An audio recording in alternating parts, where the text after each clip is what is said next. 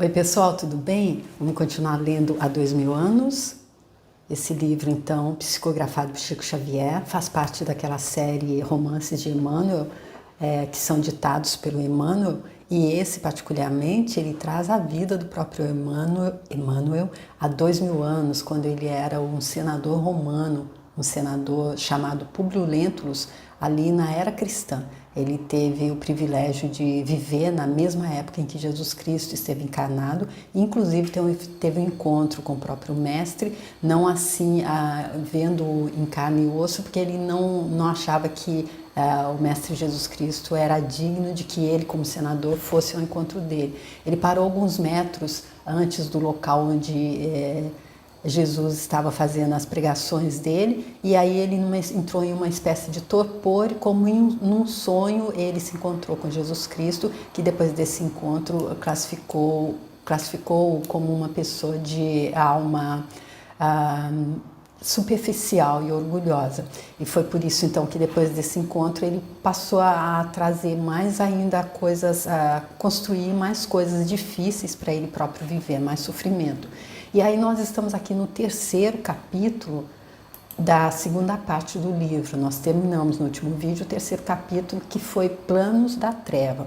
E agora nós vamos fazer o primeiro capítulo do o primeiro vídeo do quarto capítulo, que é Tragédias e Esperanças. E esse vídeo anterior, ele concluiu-se quando o Emmanuel estava fazendo um apanhado ali, porque a gente estava vendo ali como é que tinha acontecido tudo depois que o Saul, o filho do André de Gioras, ele plantou então a semente da dúvida no coração da Flávia, que era a mulher do Plínio, e que ele queria separar, porque ele queria ficar com a Flávia. Ele já tinha passado ali por aquele médium que veio a serviço da luz, mas se encantou tanto com a matéria que esqueceu e passou a trabalhar para as trevas. Ele foi lá pedir para ele, então, para que ele o ajudasse a separar separar o Plínio da Flávia, e aí ele disse que eles tinham esse encontro porque eles eram almas afins, ou almas gêmeas, né? Mas a gente já viu isso direitinho aqui como que é almas gêmeas, e ele não deveria estar atrapalhando, porém ele teria uma oportunidade porque eles iriam se separar dentro do próprio lar. Aí então ele plantou no coração dela a dúvida de que o marido dela ainda poderia estar com a Aurélia, que era a filha da Fúvia, que era a ex-namorada, ex-amante do Plínio. Porém, desde que ele conheceu a Flávia, ele tinha parado de frequentar os bacanais. Nós vimos que ele era outra pessoa. Porém, agora, depois que ele voltou para casa e não encontrou mais a Flávia que ele amava, e sim aquela mulher cheia de ciúme, aí então ele voltou a ter a mesma conduta que ele tinha antes. E aí então o Emmanuel explica que dessa forma a Flávia se sentia sem saber o que fazer, porque ela não tinha aquele lado, aquele contraponto da mãe dela, que foi tirado dela, porque o Públio, desde que ele se separou da Lívia dentro do próprio lar, ele disse que ela não poderia mais intervir na educação da Flávia. E por isso o último vídeo termina dessa forma, então ele falando como é que estão as personagens, e aí ele mostra que a Lívia, na tristeza dela, ela se refugia ali nas orações, então que ela faz com Ana, diante ali daquela cruz que ela recebeu de Simeão. E o último parágrafo, então, aqui do vídeo anterior, do último capítulo, do terceiro capítulo, era ali a fé como um achote luminoso clareando a estrada dolorosa e do qual se irradiavam os clarões da confiança humana na providência divina, que transforma as provações penosas da terra em antigozo das eternas alegrias do infinito. Isso falando então da Lívia. Agora então vamos ver como é que começa e como é que se desenrola o 4º capítulo, Tragédias e Esperanças, e eu peço então nesse ponto que Jesus Cristo possa me abençoar, possa permitir que eu faça a leitura desse livro assim tão sagrado, com essa mensagem tão grandiosa, que Emmanuel abra a intimidade dele, e ele diz que é para servir de roteiro para a gente, para que nós possamos ser sábios e estarmos aprendendo com o erro dele. A gente não precisa errar para aprender, e a gente também não precisa ser aquele que não é sábio nem inteligente, aquele que ainda vai precisar de muito mais tempo, como o próprio senador era nessa época. Então eu peço que Jesus Cristo possa me abençoar para que eu possa fazer essa leitura e que os comentários eles possam, se possível, serem até inspirados por Chico Xavier e por Emmanuel, se for possível, e para que eles sirvam para trazer mais, para acrescentar se tiver ficar alguma dúvida, e não simplesmente para encher espaço e para atrapalhar na compreensão do texto. Tá bom? É com essa intenção que eu faço, então, muito obrigada. A vida real sempre é prosaica, sem fantasia nem sonhos. Assim decorre a existência das personagens deste livro, na tela viva das realidades nuas e dolorosas do ambiente terrestre. Os que atingem determinadas posições sociais, bem como os que se aproximam do crepúsculo da vida fragmentária da Terra, poucas novidades têm a contar com respeito ao curso de cada dia. Há um período na existência do homem em que lhe parece não mais haver precisa pressão psíquica do coração a fim de que se lhe removam os sonhos e as aspirações primeiras, figurando-se a sua situação espiritual cristalizada ou estacionária. No íntimo, não há mais espaço para novas ilusões ou reflorescimento de velhas esperanças. E a alma, como que em doloroso período de expectação e forçado silêncio, queda-se no caminho, contemplando os que passam, presa aos cordéis da rotina, das semanas uniformes e indiferentes. Aqui então o Emmanuel trazendo de uma forma assim poética como que é ali, que está chegando ali naquela aurora ali, como ele está dizendo, não, na aurora não é esse, a aurora é o início, né? Mas ali chegando ali mesmo naquela hora em que já se passou, a vida real é sempre prosaica, sem fantasia nem sonho. Assim decorre a existência dos personagens deste livro. Eu acredito que a existência dos personagens de todo esse livro que a gente vive aqui no planeta Terra, não é? Estamos vivendo agora o ano de 57 e a vida dos atores deste drama doloroso apresenta-se quase invariável no desdobramento infindo dos seus episódios comuns e angustiosos. A gente lembra que toda a história começou ali por volta do ano de 31, não é? Apenas uma grande modificação se fizera na residência de Calpurnia. Plínio Severus, nas suas radiosas expressões de vitalidade física, já havia recebido as maiores distinções por parte das organizações militares que garantiam a estabilidade do império. Longas e periódicas permanências nas Gálias e na Espanha lhe haviam angariado honrosíssimas condecorações. Mas, no seu íntimo, a vaidade e o orgulho haviam proliferado intensamente, não obstante a generosidade do seu coração.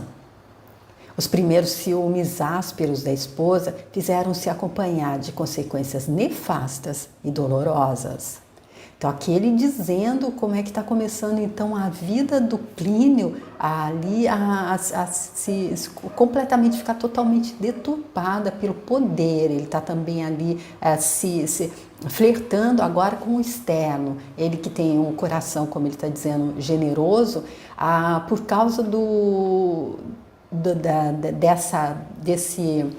dessa dúvida que o Saul plantou no coração da mulher dele, da Flávia. Então ela ficou com ciúmes ásperos, não é mais aquela mulher amorosa que conseguiu tirá-lo dessa vida. E agora então o que ele está fazendo? Ele precisa desse apoio dela, ele precisava desse apoio dela, tendo um lar tranquilo, equilibrado.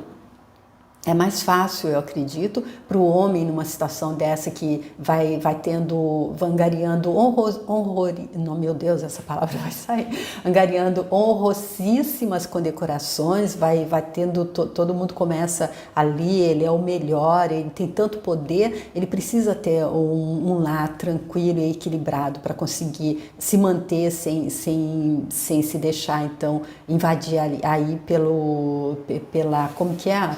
Aquela coisa de acreditar que então ele tem o poder, então ele pode tudo e sair do interno e ficar acreditando que tudo acontece do externo. Aos criminosos propósitos de Saul juntaram-se as pérfidas confidências das amigas mentirosas e Flávia Lentulha. E aqui eu acho estranho, gente, eu não estou lendo errado não. O pai dela, o senador Públio, é Lentulus, mas ela é Flávia Lentulha.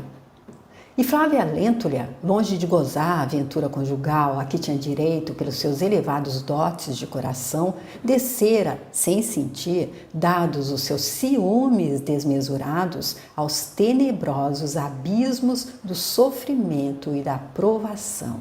Olha, gente, o que é então uma semente de maldade bem plantada, não é? Eu lembro até que a professora Lucilena conta que é dessa forma que a gente se aliena ao pensamento do outro. Ela dá um exemplo que ela diz, ela chega para uma pessoa, uma das pessoas ali que está assistindo a palestra, ela diz, olha, eu acho que ela aqui do seu lado, a sua amiga, ela não gosta muito de você, não vai muito com a sua cara.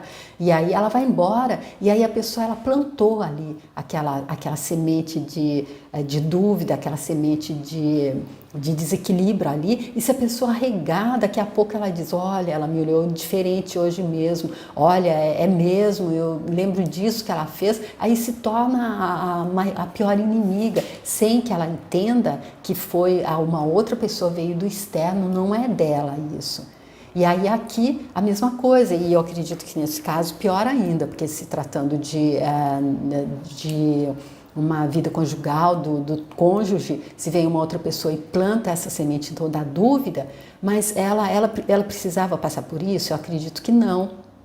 Como o próprio Emmanuel diz, se ela tivesse então esse discernimento que faltou na educação dela, que foi só ele que ficou incumbido.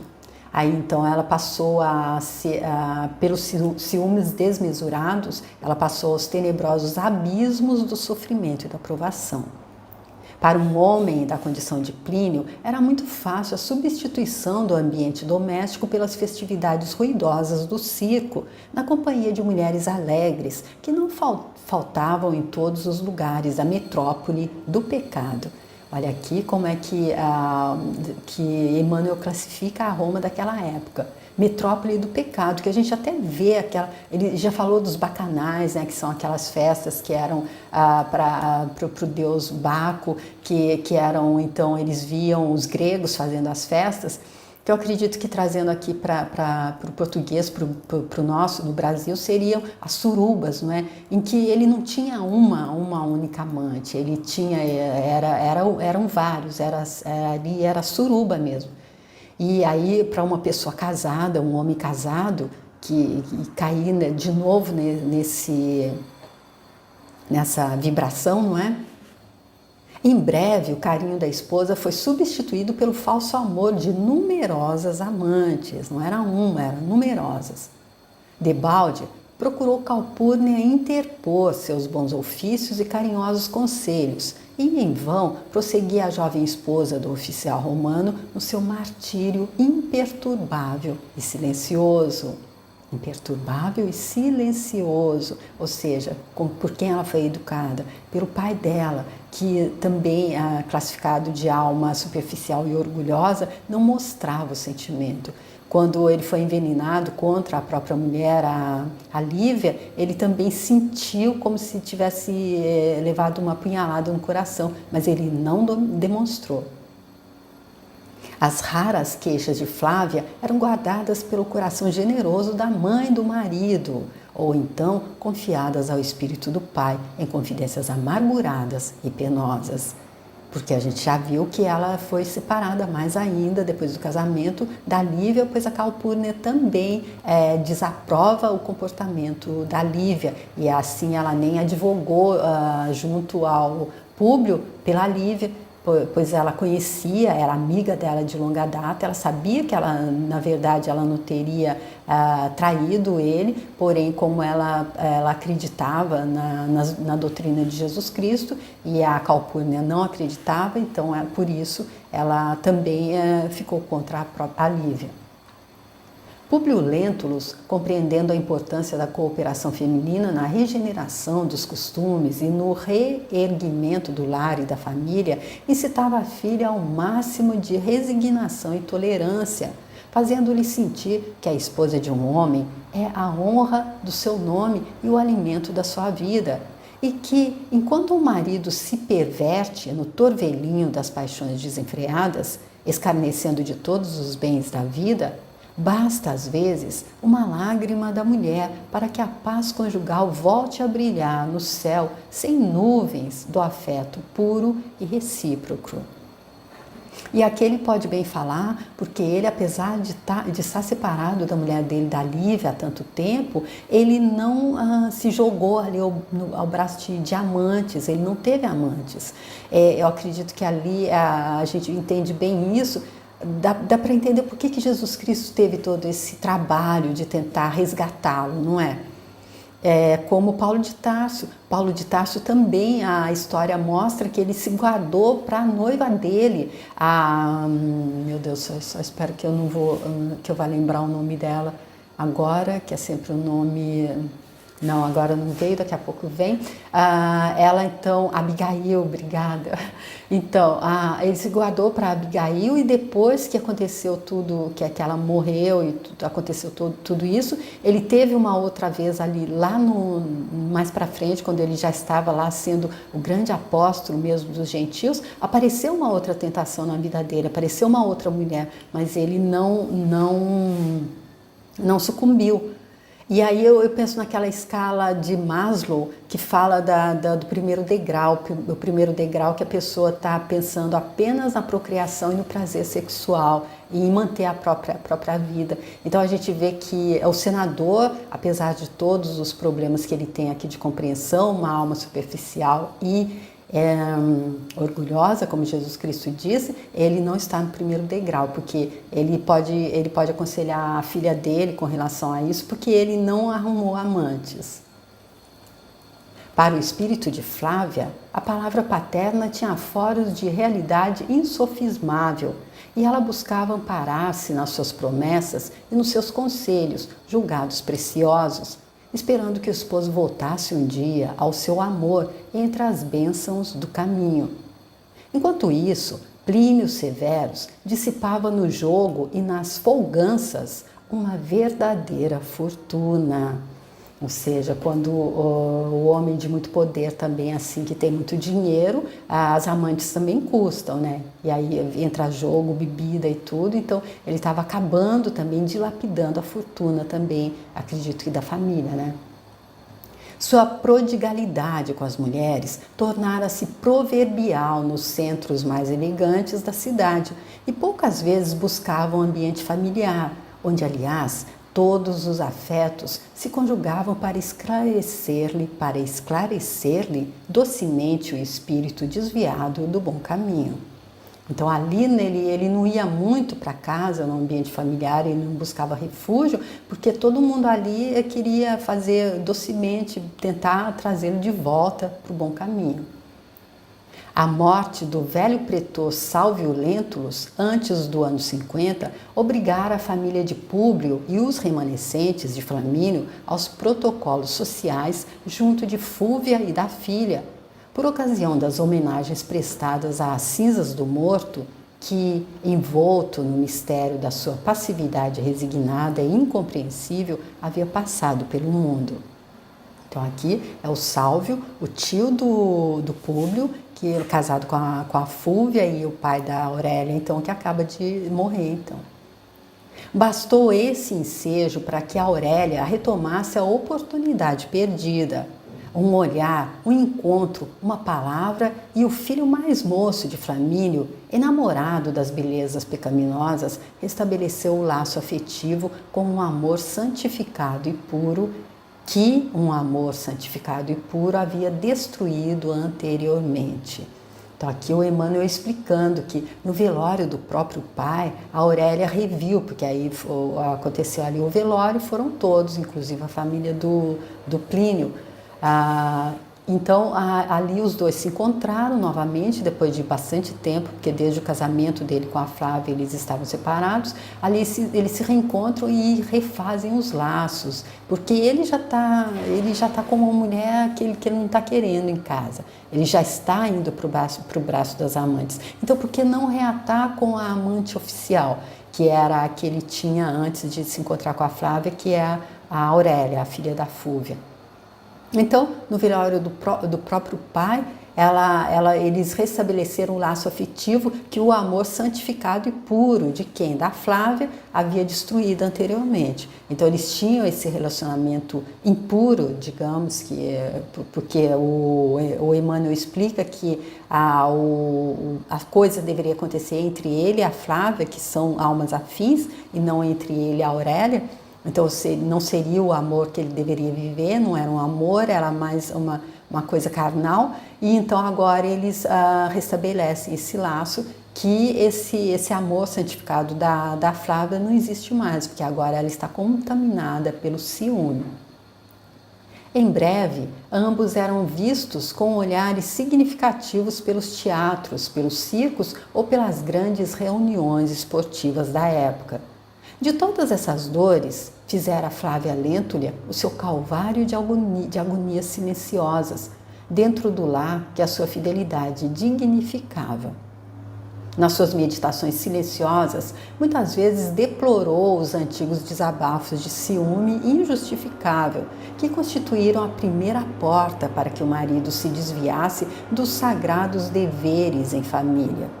Mas, no seu orgulho de Patrícia, ponderava que era muito tarde para qualquer arrependimento dela, considerando intimamente que o único recurso era aguardar a volta do esposo ao seu coração fiel e dedicado, com o máximo de humildade e paciência. Nos seus instantes de contristação, escrevia páginas amarguradas e luminosas, pelos elevados conceitos que traduziam, ora implorando a piedade dos deuses em súplicas fervorosas, ora estereotipando as íntimas angústias em versos comovedores, lidos tão somente pelos olhos do seu genitor, que a chorar de emoção considerava muitas vezes se a desventura conjugal da pobre filha não era igualmente uma herança singular e dolorosa. Aqui ele então fazendo ali as suas conjecturas, quem sabe ele não está pensando ali se ele tivesse talvez não, ele próprio não fosse tão orgulhoso e não tivesse criado a filha dele exatamente como ele era, se agora então não seria diferente. Por volta do ano 53, desaparecia em trágicas circunstâncias, nos escuros braços da morte, uma das figuras mais fortes desta história. Referimos-nos a Fúvia, que 2 anos após o falecimento do companheiro, acusava as mais sérias perturbações mentais, além de inquietantes fenômenos orgânicos provenientes de passados desvarios.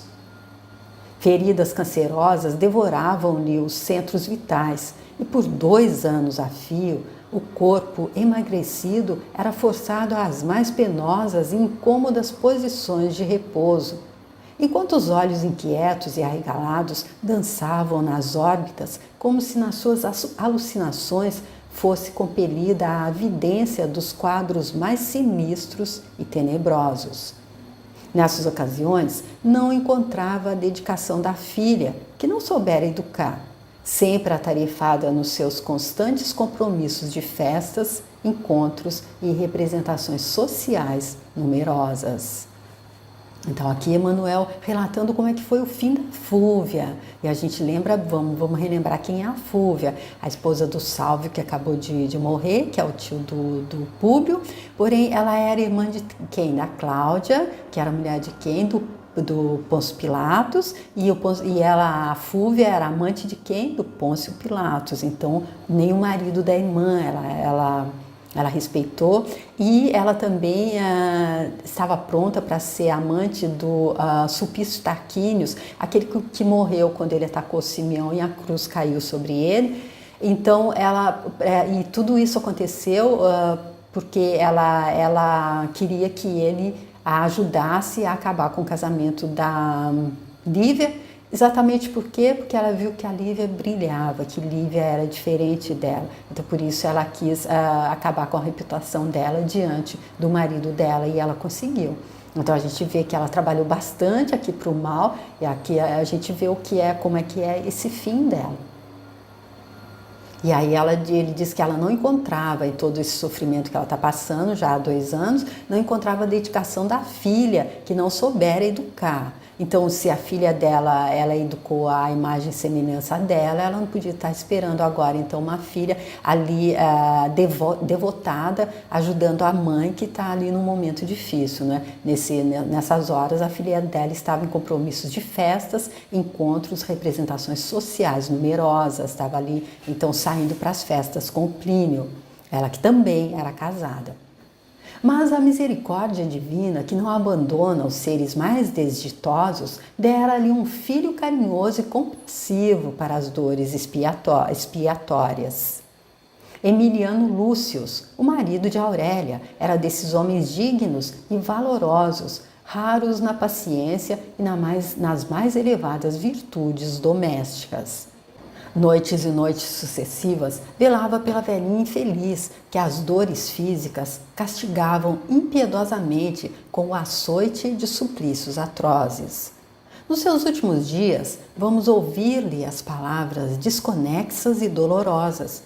Noite alta, quando as próprias escravas descansavam, subjugadas pela fadiga e pelo sono, parecia que seus ouvidos de louca se aguçavam espantosamente para ouvir os ruídos do invisível, dirigindo impropérios às suas antigas vítimas que voltavam das mais baixas esferas espirituais para rodear-lhe o leito de sofrimento e morte.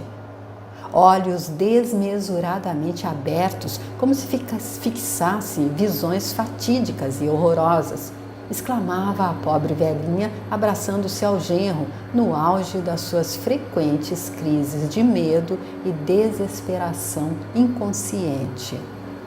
Aqui a gente vê que a Fúvia já começa ali então a colher toda aquela maldade que ela plantou ali ao redor dela, fazendo o mal para as outras pessoas, inclusive para a Lívia.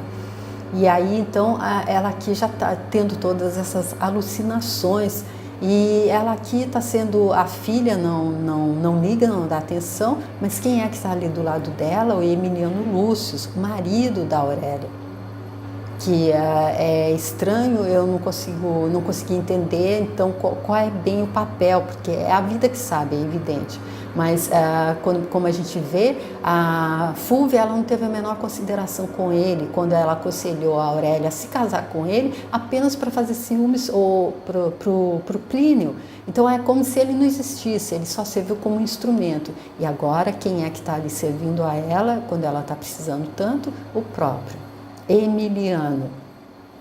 Exclamava em atitudes de pavor supremo. Este quarto está cheio de seres tenebrosos, não percebes? Ouve bem, ouço-lhes os impropérios rijos e as sinistras gargalhadas.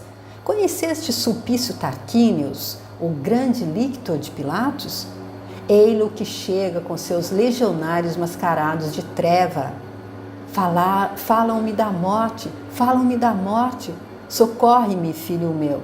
Sulpício Tarquínios tem um corpo de dragão que me apavora.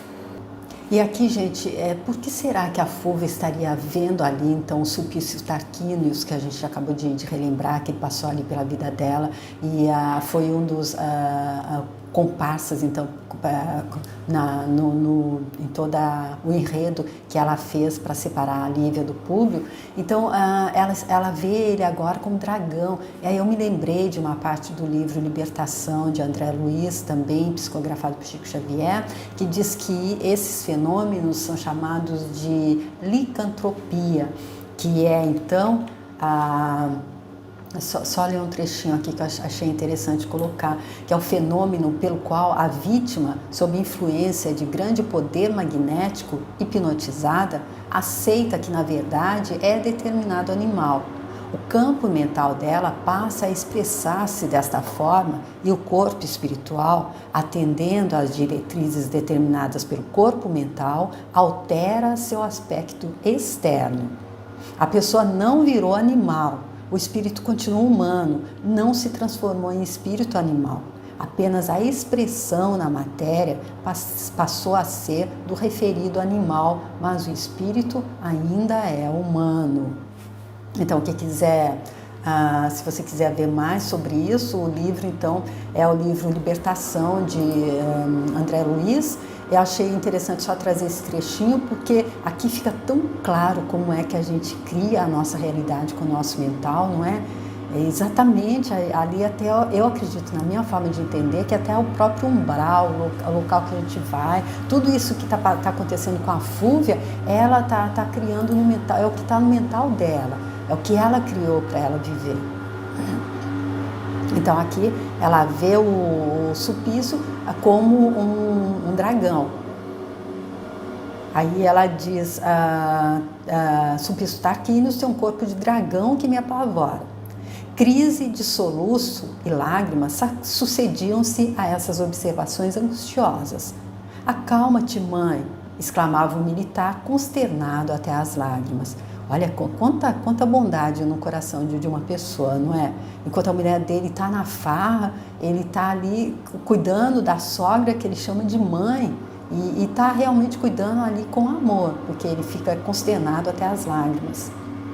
Tenhamos confiança na bondade infinita dos deuses. Ah, os deuses, gritava agora infeliz em histéricas gargalhadas. Os deuses, onde estariam os deuses desta casa infame? Emiliano, nós é que criamos os deuses para justificar os desvarios da nossa vida. O Olimpo de Júpiter é uma mentira necessária ao Estado. Somos uma caveira enfeitada na terra com um punhado de pó.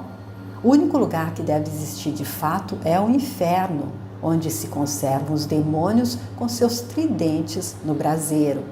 Ei-los que chegam em falanges escuras, que ela mostrando exatamente o que é que ela está vivendo agora. E como o livro Mais Esperto que o Diabo, ele diz ali, o Napoleão Hill diz que quem acredita no diabo, no inferno, são as pessoas que deixam que ele entre na mente dela, são as pessoas que se abriram a mente para ele entrar, porque ele é apenas o lado escuro da força. E apegando-se fortemente ao peito do oficial, gritava disparatadamente, como se buscasse ocultar o rosto de sombras ameaçadoras. Nunca me levareis, malditos, para trás, canalhas. Tenho um filho que me defende de vossas investidas tenebrosas. Gente, que é mais sofrimento do que isso, não é? Eu acredito que só passar por tudo isso ali no momento da morte já dá para dar uma acordada na pessoa, não é? E além do mais, depois ainda continua, depois do momento da morte. Emiliano Lúcio acariciava bondosamente os cabelos brancos da desventurada senhora, incitando-a a implorar a misericórdia dos deuses, de modo a balsamizarem-se-lhe os rudes padecimentos. E eu lembro uma vez que morreu uma pessoa, e foi uma pessoa famosa, conhecida, ou ela namorava uma pessoa muito famosa, conhecida, e ela morreu porque ela teve uma overdose de droga. E aí a pessoa que estava com ela conta que nos últimos, ela usou, fez o uso da substância e diz que ela estava ali deitada no chão como se ela estivesse em luta corporal com alguém. Aqui a gente vê então o que é mais ou menos o mesmo que a Fúvia está mostrando que está acontecendo ali com ela, com os fantasmas, com os demônios da própria mente dela. Emiliano Lúcio então acariciava os cabelos dela. De outras vezes, Fúvia Prócula, como se tivesse a consciência despertada por um raio divino, dizia mais calma ao filho que o destino lhe havia dado: Emiliano, Estou aproximando-me da morte e preciso confessar-te as minhas faltas e grandes deslizes. Perdoa-me, filho, se tamanhos trabalhos te hei proporcionado. Minha existência misérrima foi uma longa esteira de crimes, cujas manchas horrorosas não poderão ser lavadas pelas próprias lágrimas da enfermidade que ora me conduz aos impenetráveis segredos da outra vida. Nunca, porém, consegui ponderar as amarguras terríveis que me esperavam. Hoje, nas pesadas sombras da alma, sinto que minha consciência se tisna do carvão apagado do fogo, das paixões nefastas que me devoraram o penoso destino. Fui esposa desleal, impiedosa e mãe desnaturada. E o legal é que nesse momento já começa a tudo se abrir, não é? A pessoa já começa a entender por que é que ela está tendo esse terrível momento, não é? Ela que acredita nos deuses, mas ela diz que nem são os deuses, porque ela já está entendendo, foi ela realmente que plantou isso aqui para ela colher. Quem se apiedará de mim se houver uma claridade espiritual após as cinzas do túmulo? Deste leito de loucura e agonia desesperada, vejo o desfile incessante de fantasmas hediondos que parecem esperar-me no pórtico do sepulcro. Todos profligam meus crimes passados e mostram-se jubilosos com os padecimentos que me arrastam à sepultura. Sem uma crença sincera, sinto-me entregue a esses dragões do imponderável que me fazem evocar o passado criminoso e sombrio. Uma torrente de lágrimas de compunção e arrependimento seguia-se a esses instantes vertiginosos de raciocínio e lucidez. Emiliano Lúcio afagava-lhe com carinho a face rugosa, imergindo-se ele mesmo em cismas dolorosas. Aquele quadro lancinante era bem o fim tempestuoso de uma existência de deslizes clamorosos. Sim, ele tudo compreendia agora: a rebeldia da esposa, a incompreensão dela, os atritos domésticos, aquela sede insaciável de festas ruidosas em companhia de afetos que não eram os dele, deviam ser os frutos amargos de educação viciada e deficiente. Mas o coração dele estava cheio de generosidade, sem limites. Espírito valoroso compreendia a situação, e quem compreende, perdoa sempre. Olha que lição grandiosa, né? Espírito valoroso compreende e perdoa. Uma noite em que a doente manifestava crises acentuadas e profundas, o bondoso oficial ordenou que as servas se recolhessem. A pobre louca falava sempre como se fora tocada de energia inesgotável e incompreensível. Copioso suor inundava-lhe a fronte, tomada de febre alta e constante. Emiliano, gritava ela desesperadamente, onde está Aurélia, que não busca velar a minha cabeceira nas vésperas da morte? Como as falsas amizades de minha vida, terá ela também horror do meu corpo? Aurélia, explicou generosamente o oficial, precisava desobrigar-se hoje de um compromisso com as amigas na organização de alguns serviços sociais. Ah, exclamou a demente em sinistras gargalhadas, os serviços sociais, os serviços sociais. Como pudeste crer nisso, filho meu? Tua mulher, a estas horas, deve estar ao lado de Plínio Severus, o antigo amante dela, em algum lugar suspeito desta cidade miserável. Emiliano Lúcio fez o possível para que a infeliz dementada não prosseguisse em suas revelações terríveis e impressionantes, mas Fúlvia continuava o líbero tremendo e doloroso. Não me prives de continuar, prosseguia desesperadamente. Ouve-me ainda. Todas as minhas acusações representam a criminosa realidade. Muitas vezes, a verdade está com aqueles que enlouqueceram. Fui eu própria que induzi minha infeliz filha aos desvios conjugais. Plínio Lentulus era o inimigo que ela precisava vencer na qualidade de mulher. Facilitei-lhe o adultério que se consumou sob este teto. Certifica-te, filho meu, da enormidade das minhas faltas. Horroriza-te, mas perdoa. E vigia tua mulher para que não continue a trair-te com suas perfídias torpes, e não venha um dia a apodrecer lamentavelmente como eu, num leito de sedas perfumosas. O generoso militar acompanhava boquiaberto e aflito aquelas revelações assombrosas. Então, aqui nesses momentos de lucidez, ela então confiando a ele toda a verdade. Ele que de alguma forma ainda não tinha percebido, ele acreditava mesmo que a mulher dele saía para fazer serviços sociais quando ela estava indo encontrar-se com a amante dela. Se bem que eles voltaram, a menos que ela tivesse outras, não foi há muito tempo, não é? Porque ela e o Plínio reataram ali no velório do pai dela. Então a esposa, além de não o compreender, no seu idealismo ainda o traía vergonhosamente no próprio ambiente sacrossanto do lar. Emoções dolorosas represavam-se-lhe no coração, mas possivelmente todas aquelas palavras não passavam de simples delírio febril na demência incurável. Uma dúvida terrível e impiedosa alinhara-se-lhe no coração angustiado. Algumas lágrimas umedeceram-lhe os grandes olhos tristes, enquanto a enferma dava uma trégua às penosas revelações. Então aqui, quando a gente ouve uma coisa que machuca tanto, que a gente não quer acreditar, aqui como ele não conseguia acreditar que a mulher dele poderia tê-lo traído até no próprio leito ali dele, que ela disse que aconteceu, com a anuência dela, então ele pensa que pode ser advindo de um estado de delírio febril, mas a dúvida já está lançada ali. E dessa vez não é como com o Saul fez com a Flávia, essa dúvida realmente é verdadeira. Daí a minutos, porém, com voz estentórica, continuava: e a Aurélia? Que é feito de Aurélia que não vem? Por onde andará minha pobre filha criminosa e infiel? Amanhã, meu filho, hei de confiar-te os infames segredos da nossa existência desventurada. Alguém, todavia, penetrara no aposento contíguo, cautelosa e silenciosamente. Era Aurélia, que voltava de uma festividade ruidosa, onde o vinho e os prazeres haviam jorrado em abundância.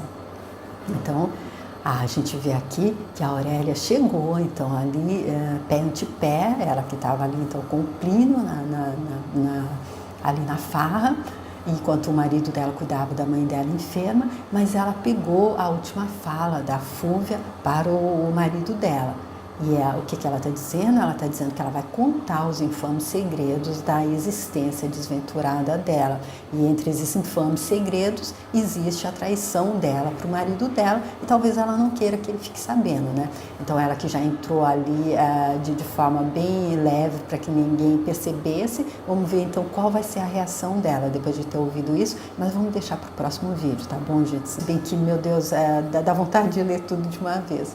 Tá bom, gente? Então eu agradeço muito vocês que acompanharam mais essa primeira parte então do 4º capítulo, que se trata então do Tragédias e Esperanças, e desse livro então que está trazendo a história do senador Públio Lentulus, que é o nosso Emmanuel, o mentor de Chico Xavier aqui, dessa nossa contemporâneo, que agora não é mais mentor de Chico Xavier, agora ele está encarnado entre nós desde o ano 2000, de acordo com o próprio Chico Xavier. Antes de morrer ele revelou isso.